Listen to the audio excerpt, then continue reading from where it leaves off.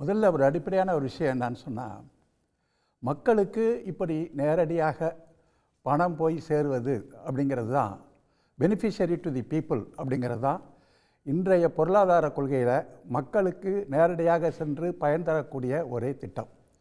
இன்றைக்கி அந்த இந்திய அரசு பின்பற்றுகிற பொருளாதார கொள்கை, தனியார் மயமாக்க கொள்கை, இந்த கொள்கையின் வழியாக, இந்த திட்டங்களின் வழியாக அரசு லாபங்களை ஈட்டி அதனுடைய பயன் மக்களுக்கு போய் சேரும் என்கின்ற நிலவை கதவை அடக்கப்பட்டு விட்டது. இப்போ ஒரு நியூ லிபரல் பாலிசிங்கிறது இவங்க போடுகிற திட்டங்கள்னால மக்களுக்கு போய் சேரும் அப்படிங்கிறது ஒரு நெருக்கடிக்கு உள்ளாயிடுச்சு.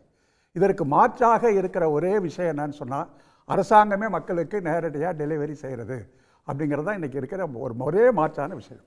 அந்த பொருளாதார அடிப்படையில் தான் தமிழ்நாடு அரசு தான் இப்படிப்பட்ட ஒரு திட்டத்தை முதலாக நாட்டுக்கு அறிமுகப்படுத்தியது. மகளிர் உரிமை திட்டத்தை அன்றைக்கு நீங்கள் சொல்கிற மாதிரி பிபிஎஸ்ன்னு சொன்னவங்க, இலவசம்னு சொன்னவங்க, பிச்சைன்னு சொன்ன அதே கட்சிகள் தங்களுடைய மாநிலத்தினுடைய தேர்தல் அறிக்கையிலேயே இந்த திட்டத்தை அறிவித்து இன்றைக்கி செஞ்சிட்ருக்கிறாங்க. இன்றைக்கி 10,000 ரூபாய் கொடுத்தா தான் நாங்கள் ஜெயிப்போம்னு சொல்லி பீகாரில் தேர்தல் நடத்தை விதிகள் அறிவிப்புக்கு பிறகு 10,000 ரூபாயை கொடுத்து, அந்த 10,000 ரூபாய் கொடுத்து ஓட்டு வாங்கினப்போ இதை கொடுத்து ஓட்டு வாங்கிட்டாங்கன்னு சொன்னாங்க. இதை சொல்லி தான் ஓட்டு வாங்கினார்கள் என்று உச்சநீதிமன்றத்துக்கு பிரசாந்த் கிஷோர் போனார். பிரசாந்த் கிஷோர் உச்சநீதிக்கு போனப்போ தலைமை நீதிபதி வழக்கை விசாரித்து, நீங்கள் தோல்வியடைந்து விட்டதால் இங்கே வந்திருக்கீங்க, அதனால் இந்த வழக்கை நான் தள்ளுபடி செய்கிறேன், ஆனாலும் இப்படிப்பட்ட இலவசங்கள் கொடுப்பதை பற்றி உச்சநீதிமன்றம் மிகவும் கவலையோடு கவனித்து கொண்டு இருக்கிறது. உகந்த வழக்கு வருகிற போது இது பற்றி நாங்கள் தீர்ப்பளிப்போம் அப்படின்னு சொல்லிட்டாங்க. மார்ச் மாதத்துல. ஆமாம், இந்த தீர்ப்பு வந்த அன்றே அஸ்வினி என்று சொல்லப்படுகிற ஒரு பாஜக பிரமுகர் ஒரு வழக்கு போடுறாரு. வழக்கில் என்ன சொல்கிறாருன்னா, அடுத்த 5 சட்டமன்றங்களுக்கு தேர்தல் வரப்போகிறது, இவர்கள் சூரியனையும் சந்திரனையும் தவிர மற்ற எல்லாவற்றையும் இலவசமாக வழங்கப் போகிறார்கள், சிலர் 5,000 ரூபாய் தரப்போகிறேன் என்று கூட சொல்கிறார்கள், எனவே இவைகளுக்கெல்லாம் தடை போட வேண்டும் அப்படின்னு சொல்கிறப்ப உச்சநீதிமன்ற தலைமை நீதிபதி என்ன சொல்கிறாருன்னா, இது சீரியஸான ஒரு பிரச்சனை, நாங்கள் இதை கவலையோடு பார்த்து கொண்டு இருக்கிறோம், 3 அடங்கிய ஒரு குழுவை உண்டாக்கி மார்ச் மாதத்தில் இதற்கான தீர்ப்பை நாங்கள் சொல்லுவோம்னு சொல்லி அவர் அறிவிச்சிட்டார். அப்போ ஏற்கனவே உச்சநீதிமன்றத்துடைய மூடு என்னன்னு சொன்னால், இலவசங்களுக்கு எதிர்ப்பு என்பதை வெளிப்படுத்திட்டாங்க. அப்போ இந்த வழக்கு மார்ச் மாதம் வருகின்ற போது இந்த அறிவிப்புகளுக்கு ஒட்டுமொத்த தடை வரக்கூடிய ஒரு ஆபத்து சட்ட ரீதியாக காத்து கொண்டு இருக்கிறது. எனவே அப்படிப்பட்ட ஒரு சட்ட ரீதியான ஆபத்துகள் வருவதற்கு முன்பே இதற்கான மக்களுக்கு கிடைக்கக்கூடிய அந்த உதவிகள் நிறுத்தப்பட்டு விடக்கூடாது என்ற காரணத்தினால முன்கூட்டியே, அதான் தமிழக முதலமைச்சர் சொல்லியிருக்கிறார், சட்ட ரீதியான தடைகளுக்கு வருவதற்கு நெருக்கடிகள் சந்திப்பதற்கான வாய்ப்பு இருக்குன்னு சொல்லி. எனவே அந்த அடிப்படையில் அந்த உரிமை தொகை திட்டத்தை அவங்க வழங்குறாங்க. இந்த உரிமை தொகை திட்டத்தினால இப்போ இங்கே பேசிய பெண்கள்லாம் சொல்கிறாங்க, இது மற்றவர்களுக்கு புரியாது, அதை வாங்கி பயனடைவர எங்களுக்குத்தான் அதனுடைய அருமை புரியும். இன்னொன்று என்ன சொல்கிறாங்கன்னா, பெண்களுக்குத்தான் இந்த பணத்தினுடைய வலிமை அப்படிங்கிறது எங்களால் தான் உணர முடியும் அப்படின்னு சொல்கிறாங்க.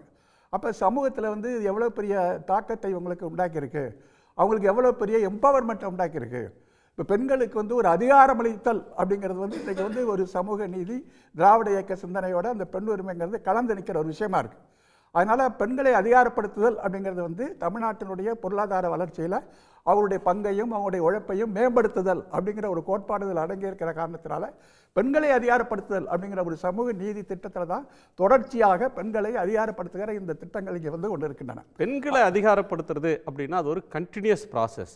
ஆனால் இது தேர்தல் நேரத்தில் ஒரு கணிசமான தொகை அவங்க வங்கி கணக்கில் வர்றதையும் பெண்களை அதிகாரப்படுத்துகிற ஒரு பெண்களை அதிகாரப்படுத்துகிற திட்டங்கள், விடியல் பயண திட்டம், அவர்களுக்கான உயர்கல்வி பெண்களுக்கான திட்டம், அப்புறம் இந்த உரிமை தொகை திட்டம் என்று பல்வேறு திட்டங்கள் வரிசையாக பெண்களுக்கு அணிவகுத்தில் இருக்கின்றன. இந்த திட்டத்தினுடைய தொடர்ச்சி துண்டிக்கப்பட்டு விடக்கூடாது, சட்ட தடைகள் வரும். ஏற்கனவே பாரதிய ஜனதா கட்சி ஆட்சியிலையும் ஒரு கருத்து என்ன சொல்லப்படுதுன்னு சொன்னால், பெண்கள் ஓட்டு திராவிட முன்னேற்ற கழகத்துக்கு அதிகமாக கிடைக்கக்கூடிய வாய்ப்பு இருக்குது, அதனால் இந்த பெண்கள் வாக்குனுடைய எண்ணிக்கை நம்ம கணிசமாக குறைச்சா தேர்தலில் நம்ம வெற்றி பெறலாம் அப்படிங்கிற மாதிரி பல பத்திரிகைகள் பெண்கள் வாக்கு அதிகமாக திமுக அன்றைக்கி தான் கிடைக்குன்னு சொல்லி நிறையா எழுத ஆரம்பிச்சிட்டாங்க. அப்போ இந்த பெண்கள் வாக்குகளை குறைப்பதற்கு என்ன திட்டம் இருக்குன்னு சொல்லி அவங்க ஒரு சதித்திட்டத்தை போடுறப்ப இப்போ இந்த நீதிமன்ற வழக்குகளும் அப்போ இதை தடைப்படுத்துவதற்கான திட்டங்கள் ஏதாவது இருக்கா அப்படின்னு அவங்க சொல்கிறப்ப இதை தாண்டி சஸ்டைண்டாக இந்த உதவி மக்களுக்கு கிடைக்கணுங்கிற ஒரு கவலையோடு தான் தமிழ்நாடு முதலமைச்சர் சொல்கிறாரு. மே 10ஆம் தேதியோடு அவங்களுடைய அரசு அதிகாரம் முடிஞ்சிருது. அதற்கு அடுத்த இவங்க நிதியை பெண்களுக்கு செலுத்த முடியாது. அப்போ அந்த ஆபத்தையும் உருவாக்கி தொடர்ச்சியாக அது கிடைக்க வேண்டுங்கிற ஒரு கவலையின் காரணமாக தான் முதலமைச்சர் வந்து இப்படி ஒரு நடத்த இருக்கிறார். இது சஸ்டைன்டு நடவடிக்கை தான். இது வந்து தேர்தலுக்காக எடுக்கப்பட்ட ஒரு நடவடிக்கை சொல்ல முடியாது.